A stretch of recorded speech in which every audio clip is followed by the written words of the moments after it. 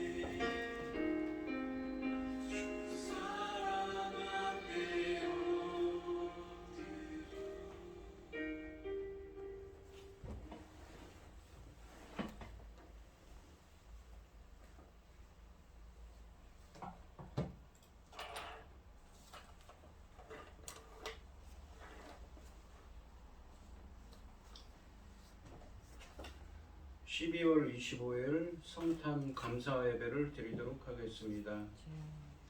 여호와는 나의 목자시니 내게 부족함이 없으리로다.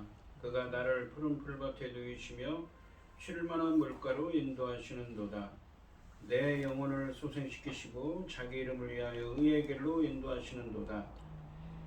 내가 사망의 음침한 골짜기로 다닐지라도 해를 두려워하지 않을 것은 주께서 나와 함께 하심이라. 주의 지팡이와 막대기가 나를 안위하시나이다. 주께서 내 원수의 목전에서 내게 상을 차려주시고 기름을 내 머리에 부으셨으니 내 잔이 넘치나이다. 내 평생의 선하심과 인자하심이 반드시 나를 따르리니 내가 여호와의 집에 영원히 살리로다. 아멘. 저희들을 창세전에 택정하시고 여기까지 인도해 주신 주님 감사드립니다. 오늘 예배 가운데 임재하여 주시고 이 예배가 신령과 진정으로 드려지는 예배가 되게 하여 주시옵소서. 이 모든 말씀 거룩하신 예수님의 이름으로 기도드립니다. 아멘. 사도신경 하시겠습니다. 전능하사 천지를 만드신 하나님 아버지를 내가 믿사오며 그 외아들 우리 주 예수 그리스도를 믿사오니 이는 성령으로 잉태하사 동정녀 마리아에게 나시고 본디오 빌라도에게 고난을 받으사 십자가에 못 박혀 죽으시고 장사한 지 사흘 만에 죽은 자 가운데서 다시 살아나시며 하늘에 오르사 전능하신 하나님 우편에 앉아 계시다가 저리로서 산자와 죽은 자를 심판하러 오시리라. 성령을 믿사오며 거룩한 공예와 성도가 서로 교통하는 것과 죄를 사하여 주시는 것과 몸이 다시 사는 것과 영원히 사는 것을 믿사옵나이다. 아멘. 찬송가 109장입니다. 고요한 밤 거룩한 밤 어둠에 묻힌 밤 주의 부르고 앉아서 감사 기도 드릴 때 아기 잘도 잔다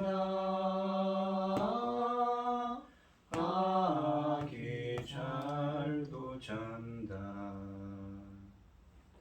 고요한 밤 거룩한 밤 영광이 들린 밤 천군 천사 나타나 기뻐 노래 불렀네 구주나셨도다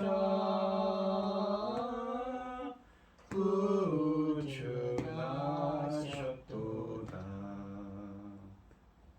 고요한 밤 거룩한 밤 동방의 박사들 별을 보고 찾아와 울어 경배 드렸네 구주 나셨도다 구주 나셨도다 고요한 밤 거룩한 밤 주 예수 나신 밤 그의 얼굴 광채가 세상 빛이 되었네 구주 나셨도다 구주 나셨도다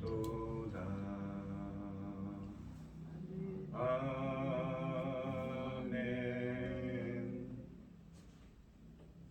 오늘 함께 하실 하나님의 말씀은 마태복음 1장 18절부터 25절까지 말씀입니다.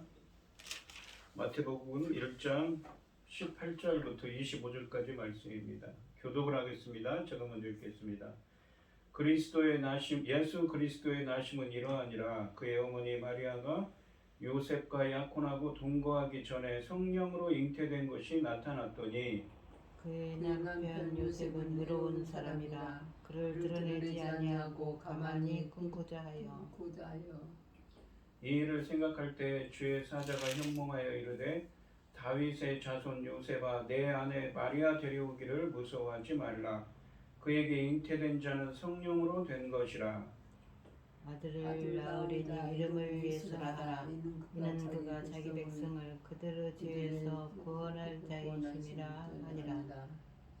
이 모든 일이 된 것은 주께서 선지자로 하신 말씀을 이루려 하심이니 이르시되 보라 자녀가 잉태하여 아들을 낳을 것이요 그의 이름은 임마누엘이라 하리라 하셨으니 이를 번역한즉 하나님 우리에게 함께 계시다 함이라.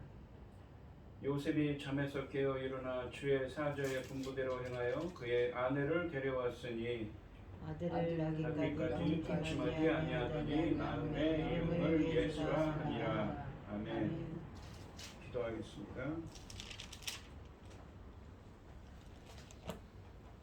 온 땅이여 여호와께 즐거운 찬송을 부를지어다.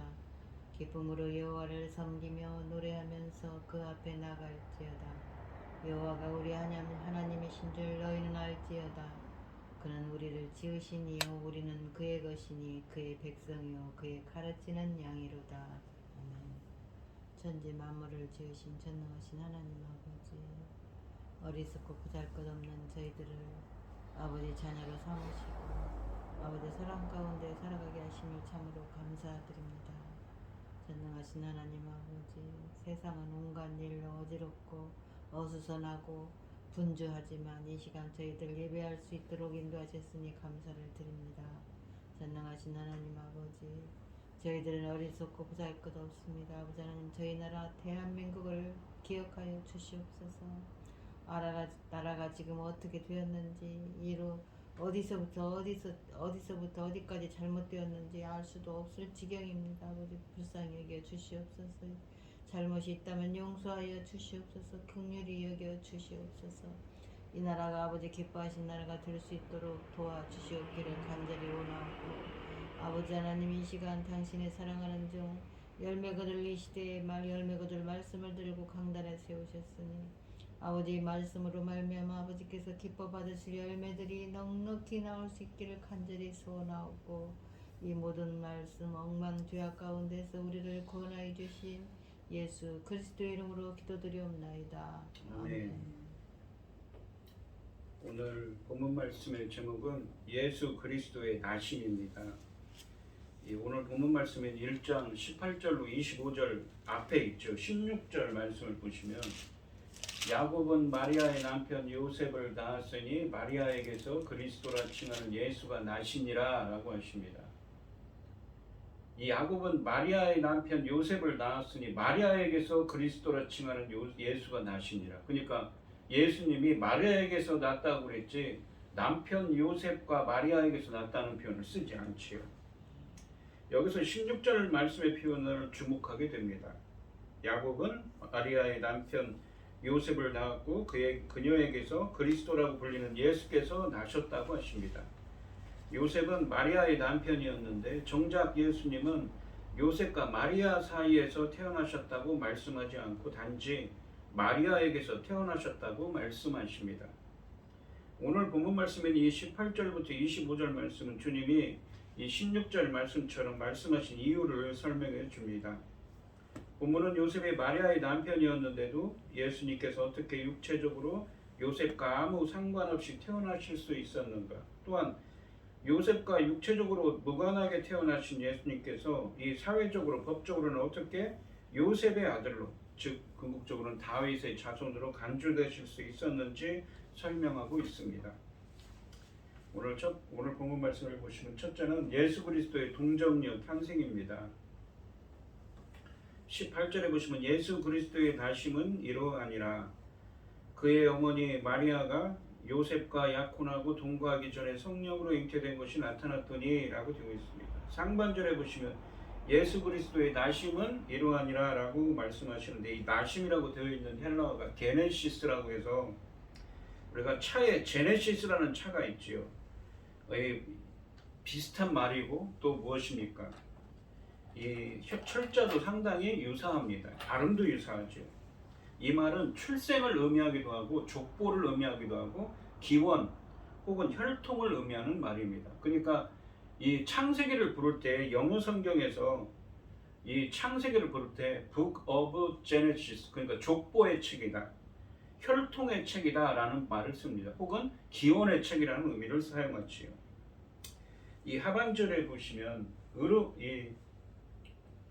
하반절에 보시면 그의 어머니 마리아가 요셉과 약혼하고 동거하기 전에 성령으로 잉태된 것이 나타났더니 라고 되어 있습니다. 보시면 성령으로라는 말이 어떤 수단으로 우리는 생각할 수가 있습니다. 하지만 헬라 원문을 보시면 수단이 아니라 출처입니다. 그러니까 성령으로부터 잉태되었다는 것이죠. 마리아의 잉태가 성령의 역사로 인한 것임을 말씀하고 있습니다.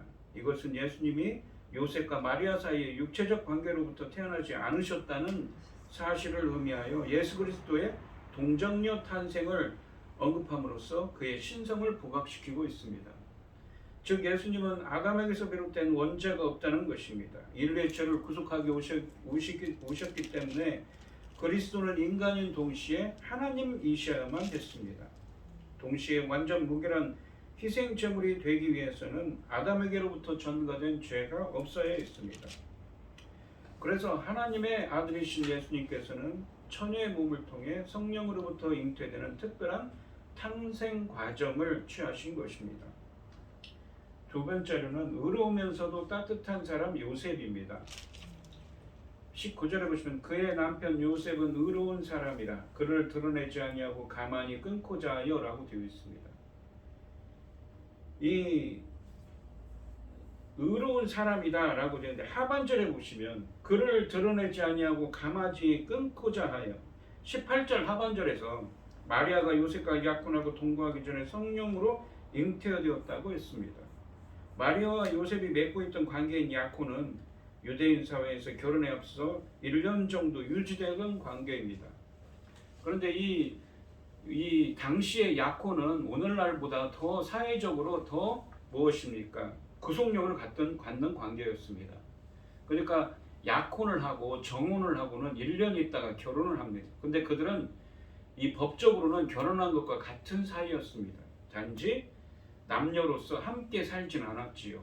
그러니까 이 18절 하반절에 보시면 이미 마리아와 요셉은 이 약혼한 사이였던 것이죠. 근데 무엇입니까? 성령으로 잉태됐다고 그랬습니다. 18절 말씀을 보시면 성령으로 잉태된 것이 나타났습니다.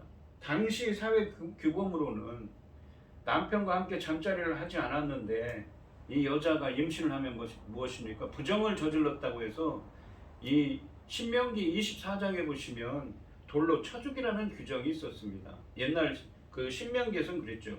하지만 로마 시대로 오면서 이 로마법에 따라서 이 사람의 이러한 사법권은 로마가 가져가게 되었거든요. 그래서 이 로마 시대부터는 이 이혼 증서를 써주게 되었다고 합니다. 하지만 어떻습니까? 사회적으로는 상당한 멸시를 당하게 되었지요. 그러니까 이것이 세상에 알려지면 그 집안은 상당히 창피를 당하고 무엇입니까? 사회적으로 지탄을 받게 되는 것이었습니다. 그런 상황에 놓였던 것이죠. 그런데 그의 남편 요셉은 의로운 사람이라고 합니다. 이 의롭다라고 되어 있는 이 헬라어가 디카이오스라는 헬라어입니다. 이 말의 의미는 보시면 이 창세기 6장 22절과 7장 1절 말씀을 보시면 이런 말씀을 합니다. 노아가 그와 같이 하여 하나님이 자기에게 명하신 대로 다 준행하였더라. 무엇을 준행했습니까? 6장에 보시면 하나님께서 진노를 하죠. 하나님의 아들들이 사람의 딸들과 결혼해서 결혼하니까 하나님이 진노해서 더 이상 너희들과 함께하지 않을 것이다 하면서 하나님께서 다 지면을 쓸어버리겠다고 하시면서 의인인 노아를 보시고 노아와 8 식구에게 무엇을 만들라고 합니까? 노아의 방주를 만들라고 합니다. 노아와 노아의 식구들 8명이 방주를 만듭니다. 그것을 잘 준행했다는 명령이지요. 그랬더니 7장 1절에 보시면 여호와께서 노아에게 이르시되 너와 내 온 집은 방주로 들어가라. 이 세대에서 네가 내 앞에 의로움을 내가 보았음이니라. 의로움을 내가 보았다라는 말은 히브리어로 해석하면 이렇습니다. 내가 보기에 하나님이 보시기에 너가 의로움을 보셨다는 것입니다. 하나님이 보시기에 이 노아는 의로웠다는 것이지요. 이 의롭다는 말은 뭐냐면 의의 기준은 하나님입니다. 하나님과 인간 사이에 이 디카이오스 그리고 히브리어로는 이 제데카라고는 이 공의 혹은 의로움, 의라고 정의된 이 단어는 어떤 의미냐면 하나님과 인간 사이의 바른 관계성입니다. 그러니까 하나님과 인간 사이의 바른 관계성을 규정하는 하나님의 의로운 심판을 의미하는 말씀입니다. 그런 의미에서 보시면 무엇입니까? 이 요셉은 의로운 사람이기 때문에 하나님의 말씀을 따라서 사는 사람, 하나님이 인정하는 사람, 하나님의 말씀에 순종하는 사람입니다. 하나님이 기뻐하는 자죠. 다시 이 19절 말씀을 보시면 그는 의로운 사람입니다. 하나님 뜻에 따른 사람이죠. 그렇기 때문에 어떻습니까? 이 비록 자신과 정혼한 마리아가 이런 부정을 저질렀기 때문에 그것을 그냥 넘길 수가 없었던 것입니다. 그래서 그는 가만히 끊고자 했습니다. 이 가만이란 말이 헬라어로는 이 비밀리에라는 뜻입니다. 비밀리에 놓아주다, 끊고자 한다라는 말은 놓아주려고 했습니다. 그러니까 이 말은 비밀리에 다른 사람이 모르도록 어떻습니까? 그냥 이혼을 하려고 했던 것이죠. 이혼 정수를 써주면 이 이혼할 수 있는 규정이 있었습니다. 마리아를 드러내어 구경거리로 만들고 싶지 않았던 요셉이었습니다. 당시 허락되었던 또 다른 방법인 두 사람의 증인 앞에서 사적인 이혼을 하기로 하고 비밀리에 놓아주려고, 비밀리에 이혼하려고 결심한 것입니다. 그는 마리아의 수치가 만인에게 세상 사람들에게 알려지는 것을 바라지 않았던 것으로 보이며, 그래서 그는 비밀리에 이혼하는 방법을 택하였습니다. 그러니까 그는 의로운 사람이었던 것이지요. 하나님 뜻대로 사는 사람이었기 때문에 이렇게 할 수밖에 없었습니다.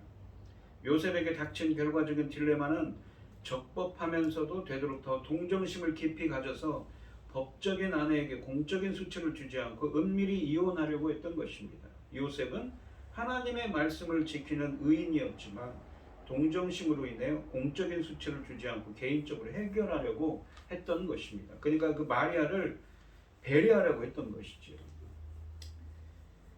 마리아가 비록 요셉을 배반했다는 것이 확실시되는 상황에서도 마리아에 대한 요셉의 애정은 변하지 않았습니다.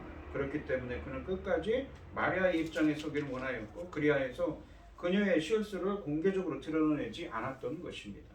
결국 우리는 요셉의 의로움은 죄와 부정에 대한 혐오감을 가리킨다고 결론 지을 수 있으며, 동시에 그는 애정이 있고 생각이 깊은 배려심이 깊은 사람이었다고 결론 지을 수가 있습니다.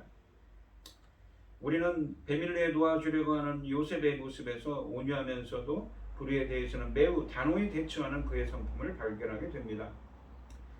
그에게는 하나님의 공의는 어떠한 아픔을 감수하더라도 반드시 시행되어야 하는 것입니다. 그런 의지가 있었던 것이지요. 오늘날 우리에게도 이런 의지가 있어야 합니다. 우리들도 요셉과 같이 결코 온유한 마음을 잃지 않으면서 불의에 대해서는 강력히 대처하는 단호하고도 굳센 의지가 있어야 하겠습니다. 세 번째를 보시면, 오늘 본문 말씀을 보시면 세 번째로 하나님의 인도하심, 하나님의 바로 잡으심입니다. 그러니까 이 20절에 보시면 이 일을 생각할 때 이 일이 무엇입니까? 마리아가 정혼한 상태에서 임신한 것을 알게 됐습니다. 근데 마리아가 성령으로부터 임신한 것을 모르고 있지요. 그래서 그는 가만히 비밀리에 이혼을 하려고 했습니다. 왜요? 자기는 하나님 뜻대로 사는 사람이기 때문에. 근데 그렇게 생각할 때에 주의 사자가 현몽하여 이르되 다윗의 자손 요셉아 내 아내 마리아 데려오기를 무서워하지 말라. 그에게 잉태된 자는 성령으로 된 것이니라. 성령으로, 이 말도 성령으로부터 출처를 의미하는 말입니다. 그러니까 이 하나님의 사자인 하나님께서 사자를 보내주셔, 천사를 보내주셔서 이 요셉을 인도하신 것이지요. 이 모든 일이 하나님의 역사로 인해 일어난 것임을 알려주고 있습니다. 여기서 요셉을 다윗의 자손이라고 부른 것은 이 1절부터 17절에 족보가 나오는데 이 족보에 언급된 핵심적인 결론과 일맥상통합니다. 이러한 표현을 통해 예수님은 요셉의 법적인 아들로 태어나셨으므로 당연히 다윗의 자손으로 간주되어야 함은 물론이고 구약 예언의 종말론적인 실현 그 자체이심을 강조하고 있습니다. 다윗의 자손으로서 예수님의 합법적인 다윗 계열의 계보가 세워지기 위해서는 요셉이 마리아를 그의 집으로 데려와 결혼을 완성하는 것이 필요했습니다.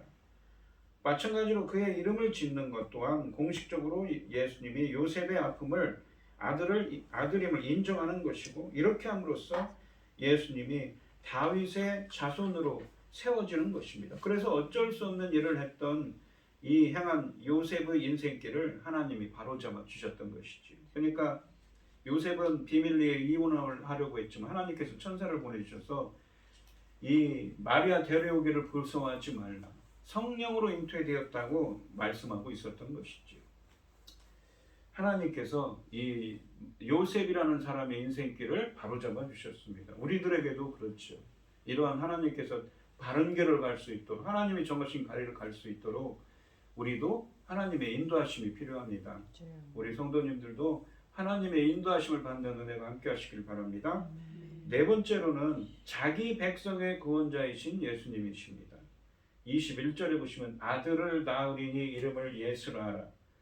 이 예수라는 의미가 우리가 구약에 보시면 여호수아라는 말이 있습니다. 여호수아가 나오죠. 예수아에서 나온 여호수아라는 이 인물도 있습니다. 그런 것처럼 이 말이 구원하다는 말입니다. 이는 그가 자기 백성을 그들의 죄에서 구원할 자임이라 라는 의미라고 합니다. 이 예수라는 이름의 의미가 그렇습니다. 그가 자기 백성을 그들의 죄에서 구원할 자이기 때문이다입니다. 그러니까 하반절에 보시면 예수라 하라라고는 하고는 헬라어로는 이유와 원인을 의미하는 접속사 가르로 시작합니다. 그러니까 아들을 낳으리니 이름을 예수라 하라. 왜냐하면 그가 자기 백성을 그들의 죄에서 구원할 자이기 때문이다라고 하시는 것이지요. 하나님이 친히 지어주신 예수라는 이름은 특별한 의미를 가지고 있습니다. 예수라는 이름의 뜻은 주의 사자에 의해 제시되었듯이 자기 백성을 그들의 죄에서 구원할 자입니다. 예수라는 이름은 인류를 죄에서 구원하실 하나님의 계획을 실행하실 분이신 성자의 사역을 예시적으로 보여주십니다. 이러한 죄로부터의 구원은 구약성경부터 줄곧 예언된 것입니다. 예수님께서 다윗의 자손으로 오신 목적은 정치적으로 다윗 왕국을 재건하기 위함이 아닙니다. 그 목적은 다윗 왕국이 되다 보았던 진정한 메시아의 왕국, 곧 다윗의 자손 예수님께서 죄인들을 구원하여 그들을 통치하시는 왕국을 성취하기 위함입니다. 또한 자기 백성이라고 되어 있죠. 자기 백성을 구원하기로 되어 있죠. 그러니까 자기 백성이라는 건 하나님이 예정하고 선택한 자들입니다. 정확히 보시면 하나님과의 언약 맺은 언약 백성들이지요. 여기서 자기 백성은 1차적으로는 이스라엘 사람들이겠지만 이방인들까지도 포함한 언약 백성을 의미합니다. 성경은 어떻습니까? 옛 언약과 새 언약의 책이죠. 그러니까 그 언약을 맺은 언약 백성들을 구원하신다는 것입니다. 언약 백성이 누굽니까? 바로 구약에 나오는 출애굽기 19장에 나오는 나는 너희들이 내 말을 듣고 순종하면 나는 너희의 하나님이 되고 너희는 내 백성이 될 거라고 시내산에서 언약을 맺죠. 그것이 어떻습니까? 세대를 거듭하면서 갱신이 됩니다. 갱신이 무엇입니까? 우리가 계약을 할 때 집을 전세를 넣거나 임대를 할 때 어떻습니까? 계약서를 쓰죠. 2년 동안 임대를 한다고 할 때. 근데 그 기간이 다 지났습니다. 그러면 새로운 기간을 정해서 갱신을 한다는 표현을 씁니다. 그런 식으로 구약 성경에 보시면 언약을 갱신하는 의식들이 있습니다. 또 신약에 보시면 예레미야서 31장 31절로 33절, 34절까지 말씀해서 나는 하나님께서 우리의 마음속에 무엇입니까? 하나님의 말씀을 기록하고 새겨서 하나님의 뜻을 행하는 사람이 되도록 하나님의 백성으로 만들겠다고 하시죠. 그렇게 되어진 사람들입니다. 그것은 누가 하십니까? 예수 그리스도께서 하시는 거죠. 그런 사람들을 구원하시기 위해서 오신 분이 하나님이시라고 말씀하고 예수 그리스도라고 말씀하고 있는 것입니다.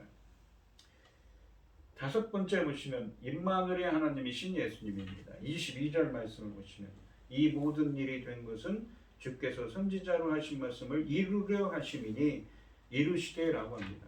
선지자로 하신 말씀.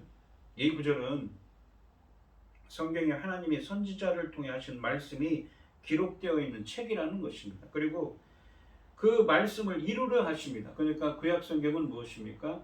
예수님이 오기 전에 쓰여진 성경은 예수님의 오실 메시아이신 예수 그리스도를 예언한 책이고, 신약 성경은 오신 예수 그리스도에 대한 책이죠. 여기 이루려 하심이라 라는 말도 헬라어로는 이루다, 완성하다, 성취하다는 의미입니다. 지금까지 일어난 일들은 선지자를 통해 예언된 하나님의 뜻과 정확히 일치할 뿐더러 예언의 실현 그 자체라는 것입니다. 주의 사전은 예수 그리스도의 잉태가 선지자의 예언을, 구약의 선지자의 예언을 성취하기 위한 하나님의 역사하심임을 명백하게 밝히고 있습니다. 예수님은 원시복음인 창세기 3장 15절부터 선지자들을 통해 예언된 메시아이심을 증거하고 있습니다. 23절 말씀을 보시면 보라 처녀가 잉태하여 아들을 낳을 것이요. 이 이사야서 7장 14절 말씀을 인용해서 말씀하십니다. 그의 이름은 임마누엘이라 하리라 하셨으니 이를 번역한즉 하나님이 우리와 함께 계시다 함이라. 이 함께라는 말은 메타라는 이 헬라어인데 연합을 의미합니다. 이 이사야서 7장 14절을 이용하는 이 23절 말씀은 구약시대의 임마누엘의 예언이 유다에게 구원의 복음이 되었듯이 이제 신약시대의 예수님의 탄생이 온 세상의 구원의 복음이 될 것이라는 말씀입니다. 또한 주의 사전은 아이의 이름을 임마누엘이라고 했으나 임마누엘은 실제 이름이 아닙니다. 그러니까 이 구절 위에는 어디에도 예수님을 임마누엘이라고 부르지 않습니다. 예수라고 불렀지요. 임마누엘은 예수님의 사역의 성격을 보여주는 것입니다. 이 명칭은 하나님이 우리와 함께 하신다는 뜻을 담고 있는데 이 마태복음의 마지막 부분에서 예수님은 볼지어다 내가 세상 끝날까지 너희와 항상 함께하리라 라고 28장 20절에서 말씀하시므로 그 이름에 담겨있는 약속을 확인하셨습니다. 결국 예수라는 이름은 그분이 무슨 일, 우리를 구원하는 일을 하시는 분이심을 보여주고 또한 임마누엘이라는 이름은 그분이 어떤 분이신지 하나님이 우리와 함께 하시는 분이라는 것을 보여주는 이름입니다. 인간을 하나님의 임재로부터 분리시키는 것은 바로 죄이기 때문에 죄로부터의 구원이라고 하는 것은 하나님의 우리와 함께 하심으로 나타나야 하는 것입니다. 바로 우리가 창세기 3장에 보시면 아담과 하와가 선악을 알게 하는 나무를 열매를 먹고 타락을 했을 때 어떻게 됐습니까? 이 에덴 동산에서 쫓겨났지요. 그래서 생명나무의 길을 막기 위해서 두루두른 불칼과 그룹들이 지킨다고 에덴 동산을 지킨다고 합니다.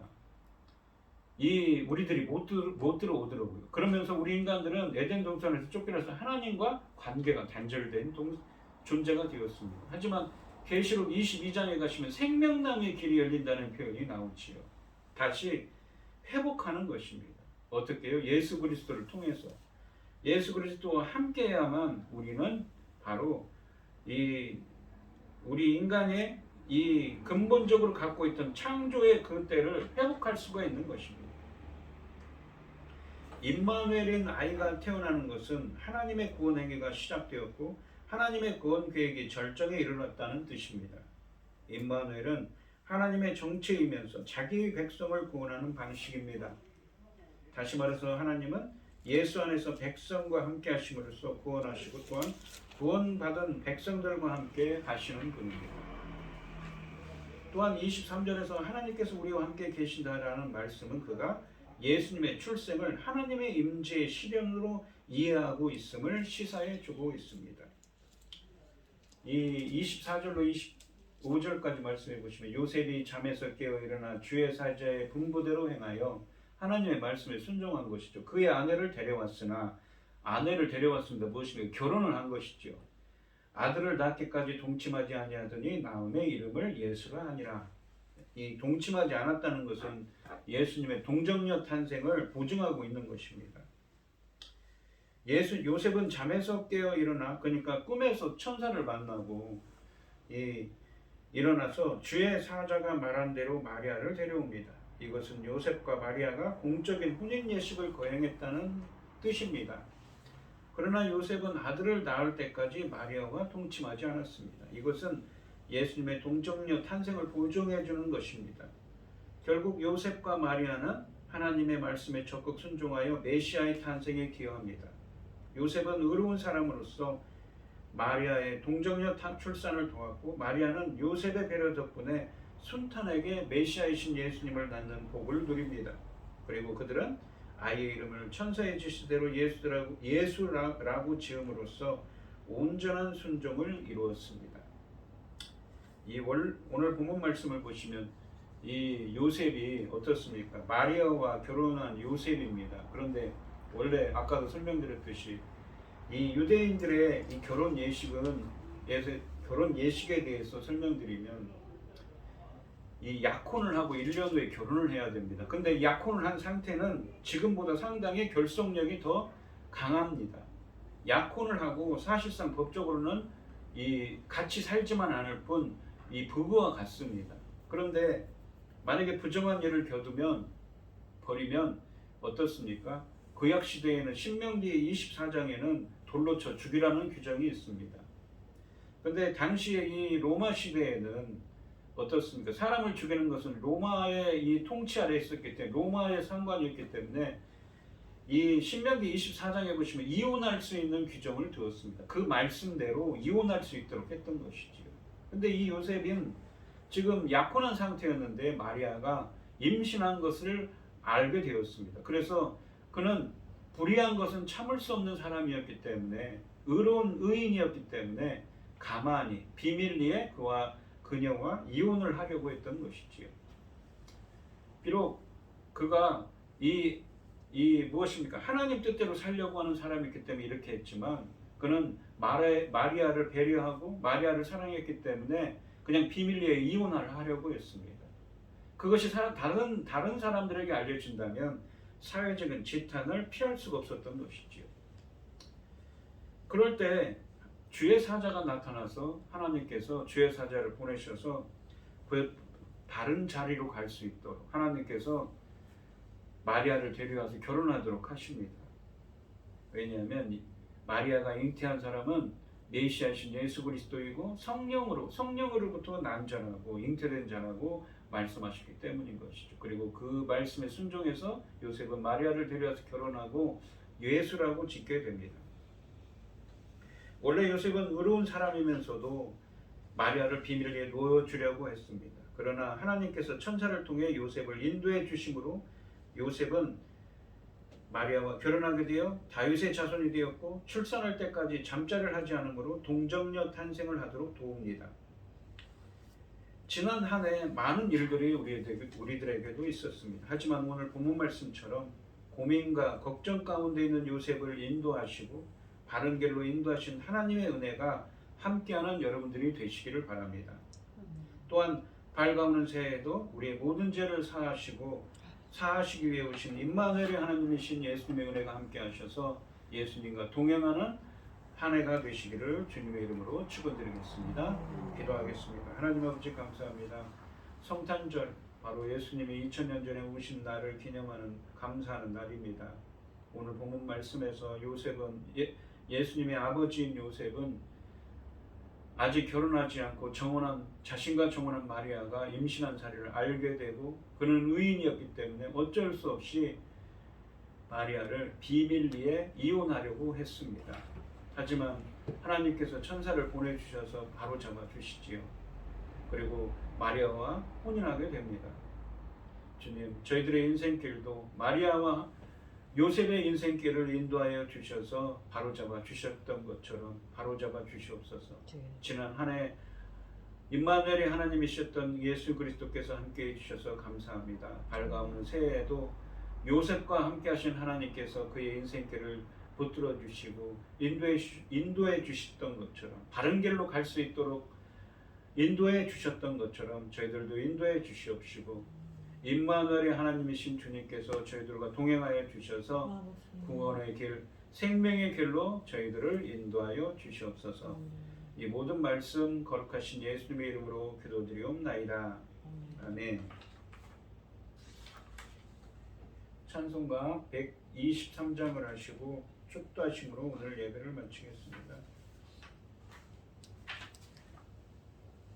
저들 밖에 한밤중에 양틈에 자던 목자들 전사들이 전하여 주 소식 들었네. 노엘 노엘 노엘 노엘 이스라엘 왕이 나셨네. 저 동방에 별 하나가 이상한 빛을 비추어 이 땅 위에 큰 영광이 나타날 징조 보였네. 노엘 노엘 노엘 노엘 이스라엘 왕이 나셨네. 그 한 별이 베들레헴 향하여 바로 가더니 아기 예수 누우신 집 그 위에 오자 멈췄네. 노엘 노엘 노엘 노엘 이스라엘 왕이 나셨네. 저 동방에 박사들이 새 아기 보고 절하고 그 보배 앞 다 열어서 세 가지 예물 드렸네. 노엘 노엘 노엘 노엘 이스라엘 왕이 나셨네. 아멘. 이제는 주 예수 그리스도의 은혜와 아버지 하나님의 극진하신 사랑과 성령의 교통하심이 임마누엘의 하나님의 신 예수 그리스도의 은혜가 함께하기를 소원하는 성도들 머리머리 위에 이제로부터 영원히 함께 있을지어다. 아멘.